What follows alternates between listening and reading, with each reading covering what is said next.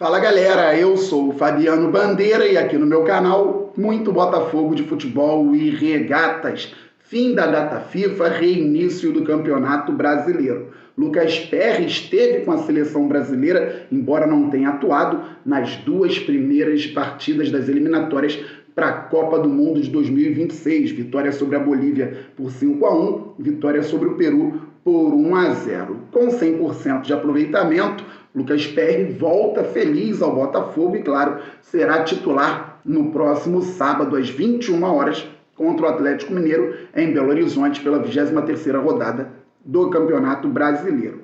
Prometo há uns dias falar sobre parte tática, encaixes coletivos no Botafogo, pensamentos do técnico Bruno Lage. Fique até o fim, porque o conteúdo está robusto. Inclusive, Bruno Lage deu entrevista que foi ao ar ontem no GE. Se não viu, veja, entre lá no GE Botafogo, tem uns vídeos até longos, de 10, 15 minutos, com falas interessantes do treinador a respeito do trabalho no Glorioso. Vou desmistificar alguns pontos a respeito do que pensam alguns sobre encaixes no Botafogo e trazer também um cenário abrangente com o que vem acontecendo no Fogão dentro de campo e o que pode até melhorar na sequência do Campeonato Brasileiro. O Botafogo busca o título nacional. Antes, peço, se inscreva por aqui. É simples, rápido, fácil, grátis. Tem um botão embaixo do vídeo, inscrever-se. É só clicar e fazer parte desta família maravilhosa que torce para o Fogão e acompanha o canal diariamente. Traga novos inscritos para o canal Fabiano Bandeira. Pode falar que aqui tem análise tática, informação, opinião, bom humor e muito mais. Vamos passar, galera, dos 46 mil inscritos. Depois, vamos muito além, pois o Glorioso é gigante. Deixe o like, isto é muito importante para o crescimento do canal, assim o YouTube entende que você gosta dos vídeos e distribui automaticamente para mais pessoas. Ative o sininho para que você receba as notificações de todos os vídeos e todas as lives aqui do canal Fabiano Bandeira. Ontem, segunda-feira, tivemos lives muito bacanas e elas continuam por aqui. Pois é, galera, o Campeonato Brasileiro é longo, difícil, os times passam por mudanças ao longo da competição por vários motivos. O Botafogo teve que buscar um treinador no mercado, porque o Luiz Castro foi para a Arábia Saudita, então tivemos o Caçapa como interino e agora temos o Bruno Lage como treinador, pelo menos até dezembro de 2023. Então, ontem teve uma matéria bacana com ele no GE e ele explicou alguns pontos. Falou muito sobre o Tietê e vou falar sobre o atleta daqui a pouquinho. Antes vou contextualizar. Não tenho problema com o treinador, qualquer que seja, tendo ideia de buscar soluções para o time. Aqui no canal Fabiano Bandeira, gosto das análises, entender minuciosamente o que acontece no campo. Vou reclamar se acreditar que uma substituição foi mal feita, que uma escalação não foi a ideal, como no caso contra o Flamengo. O Botafogo perdeu por 2-1, poderia ter vencido, a escalação não foi a ideal, muito por conta da utilização do JP Galvão na lateral direita, não por ser mau jogador, acredito que o JP possa crescer com a camisa do Botafogo, deu conta do recado contra o Bahia, mas falávamos no canal Fabiano Bandeira durante a semana do Clássico. O Flamengo vai investir pelo lado esquerdo, o Botafogo tem que estar muito preparado pelo lado direito, conseguir disputar bem no meio-campo e buscar a vitória pelo lado esquerdo do ataque. Se der para buscar pelo lado direito, ok, mas potencializar o nosso lado esquerdo do ataque e focar na marcação pelo lado direito. Entrou um garoto muito jovem, inexperiente, para marcar um ponta muito bom, que é o Bruno Henrique. O Botafogo também, por isso, acabou perdendo. Faltou cobertura, a arbitragem influenciou muito no resultado. Então, eu reclamei da escalação. Mas não reclamo tanto da busca por soluções. Treinador de clube grande que busca título tem que estar sempre inquieto, buscando sim soluções. Não é questão de inventar ou não inventar. E nós vamos entender juntos isso aqui. Antes de falar do Tietê, quero falar do Eduardo, um dos melhores jogadores do Campeonato Brasileiro de 2023. Contra o América Mineiro, o Tiquinho Soares estava suspenso, o treinador era o Luiz Castro. Ele encontrou o Eduardo como um falso 9. Partidaça, uma das melhores do Eduardo com a camisa do Botafogo. 2-0 Fogão, tranquilo dentro de casa, com o Eduardo dando assistência de letra para o Luiz Henrique. Contra o Internacional, o treinador era o Bruno Lage. Não tinha o Tiquinho Soares, Diego Costa não tinha chegado. Janderson ainda em evolução. O que o treinador pensou? Eduardo como falso 9. E ele trabalhou como falso 9 contra o Inter. Perdeu 2 chances claras em locais que ele entra mesmo quando atua na posição na qual está mais acostumado no Botafogo, meio atacante. Jogando de meio atacante, também perdeu gols contra São Paulo e Flamengo. E também fez gol no mesmo lugar, contra o Grêmio, contra o São Paulo na estreia, porque sempre aparece para finalizar. Se o Eduardo tivesse feito os 2 gols contra o Inter e o Lucas Fernandes tivesse feito o gol, com assistência maravilhosa do Eduardo, logo no início do jogo contra o Internacional, por conta do resultadismo, muita gente na grande mídia estaria falando que o Eduardo é um absurdo como falso 9. Só que as bolas não entraram, então muitos falaram que ele não pode jogar por ali, que ele tem que jogar mais atrás. Então veja o Eduardo contra o Internacional finalizando. Carregou, Tietê, bateu pro gol, marcou! Melhores momentos, a análise do Pedrinho e do Lino. Olha aí o Eduardo, bateu pro gol. Contra o Inter, primeiro tempo, falso 9. Depois, no segundo tempo, ele foi pro meio campo. O Botafogo virou bem o jogo. Ele deu assistência pro Luiz Henrique fazer o 3º gol. Agora veja o Eduardo como meio atacante, na posição ideal dele no Botafogo contra o São Paulo e contra o Flamengo. Passa pro Janderson, trouxe pra perna direita. Grande bola para Eduardo, a batida para fora! Se teve o Botafogo, que passe deu o Janderson, hein?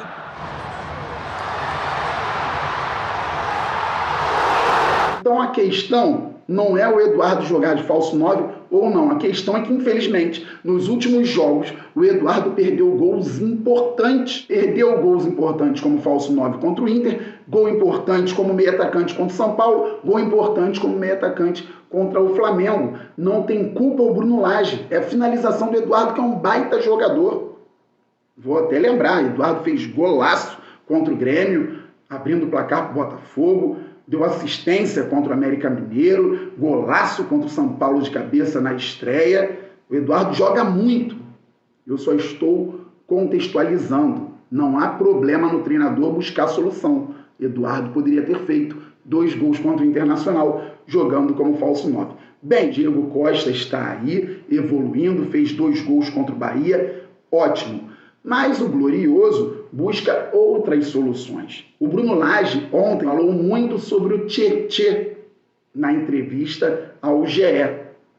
E falou também sobre o Gabriel Pires, um jogador muito bom, que teve melhor momento em Portugal no Benfica com o próprio Bruno Lage. O Lage não quer abrir mão do Tietê, não quer abrir mão do Gabriel Pires, não pode abrir mão do Eduardo.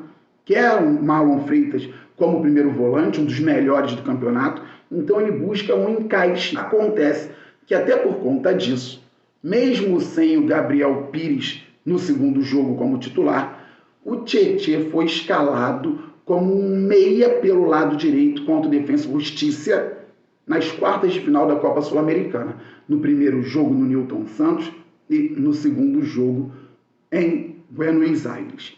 Vamos por parte. O Botafogo não teve o Tietê como um ponta direita.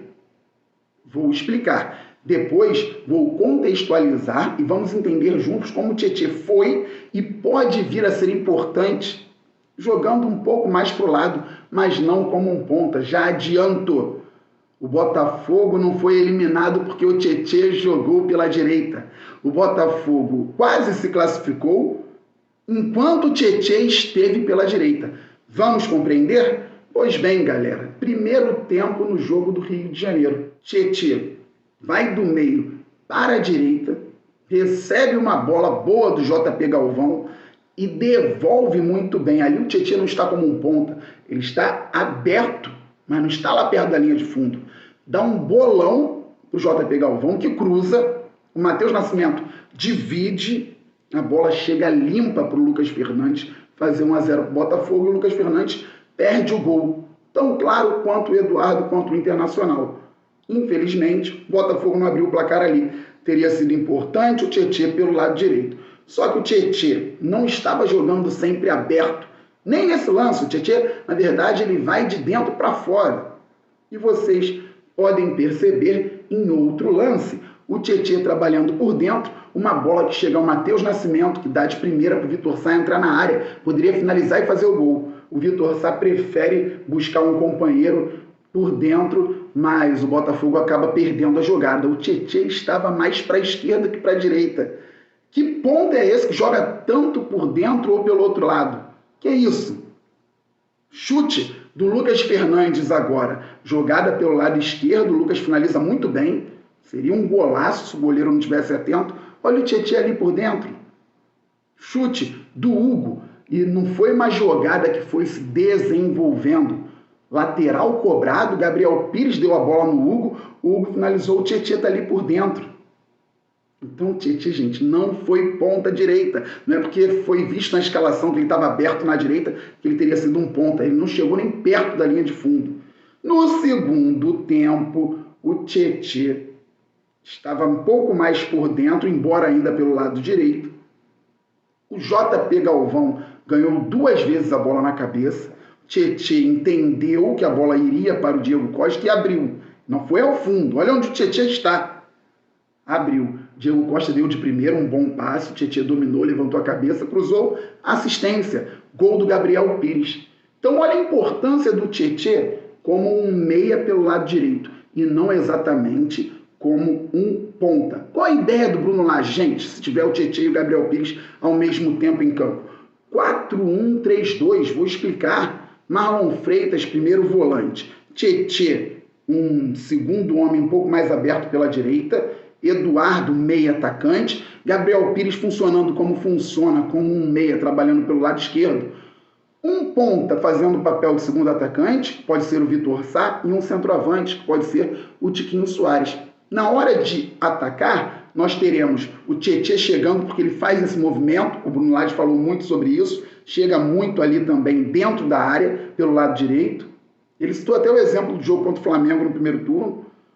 Temos o centroavante, o Eduardo como segundo atacante, o Gabriel Pires que sempre chega, e o ponta do outro lado. Na hora de retornar, o Vitor Sá já está acostumado com essa volta, para contribuir na marcação com o lateral, e pelo outro lado aí sim, o Tietê faz o retorno. Jogador acostumado a fazer cobertura, acostumado a marcar, tem como você encaixar os 2 laterais, 2 zagueiros, Tietê no retorno pelo lado direito, por dentro Marlon Gabriel, do outro lado Vitor Sá, um pouco mais à frente Eduardo e Tiquinho Soares em marcação no 4-4-2. Não tem muito mistério. Gente, tá aí e vou mostrar mais para vocês. Jogo de volta. Não encontrei a jogada da falta, do gol do Lucas Fernandes, mas foi o Tietê, numa zona pelo lado direito, mas não tão aberto assim, que driblou os defensores e sofreu a ação, ou seja, sofreu a falta. Perigosíssima, tanto que o Lucas Fernandes bateu e fez o gol. O Tietê também foi importantíssimo, como eu disse, na marcação pelo setor. Repito o que falei, o Botafogo quase se classificou, enquanto o Tietê estava um pouquinho mais aberto. E detalhe, um outro ponto de observação do Bruno Lage. O Tietê ocupa uma zona muito parecida com o normal dele no Botafogo. O ponto de partida que é diferente. Por vezes, trabalhando como segundo homem de meio campo, ele parte do meio para a direita. E em alguns casos, contra o Defensa, ele partiu da ala para dentro, ocupando ali uma região ainda interna no lado direito. Então, é só o ponto de partida que muda. O Tietê cansou de ocupar a mesma faixa que ele ocupa habitualmente quando joga como um segundo homem de meio campo. Voltando à questão da marcação. Tínhamos o Tietê, tínhamos o de Plácido que saiu, entraram Matheus Ponte e Segovinha. Com o Tietê, o único problema que tivemos no lado direito foi o primeiro gol contra o Defensa no segundo jogo, porque o de Plácido fez a jogada errada, tentou dar chapéu, perdeu a bola, marcou de forma equivocada, o Botafogo tomou o gol. O Tietê não teve culpa ali naquele lance. No segundo tempo, o Tietê foi para o meio campo, o Di Plácido saiu, Matheus Ponte e Segovinha. Pouco depois começou o amasso pelo nosso lado direito. E o Segovinha não marca tão mal quanto muitos pensam também. Podemos falar sobre isso em outro conteúdo. O Segovinha, ao lado do Matheus Ponte, não conseguiu naquele dia dar conta do recado. Ataque por ali, cruzamento, gol do Defensa e Justiça, o gol da classificação. O Tietê já não estava mais por ali. Depois, olha o lance, olha a abertura no nosso lado direito. É até um papel aqui do canal Fabiano Bandeira. Estudar muito, entrar nas nuances do jogo, buscar o que acontece para tentar elucidar. Ninguém é obrigado também a gastar tempo. E aqui nós temos um canal para falar a respeito de futebol e Botafogo com responsabilidade. Não é para elogiar de graça ou criticar de graça também. Eu entendi que foi isso, vou começar aqui a retrucar, gritar, xingar. Não. Eu entendi que foi isso e deu certo porque agora ganhou, então vou começar a elogiar, está certo. Não.